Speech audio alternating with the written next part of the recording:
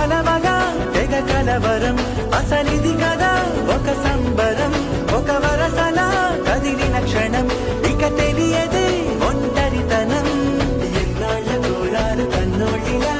వస్తూనే పోయాయి కన్నీళ్ళిలా ఇల్లంతా మారింది సందళ్ళుగా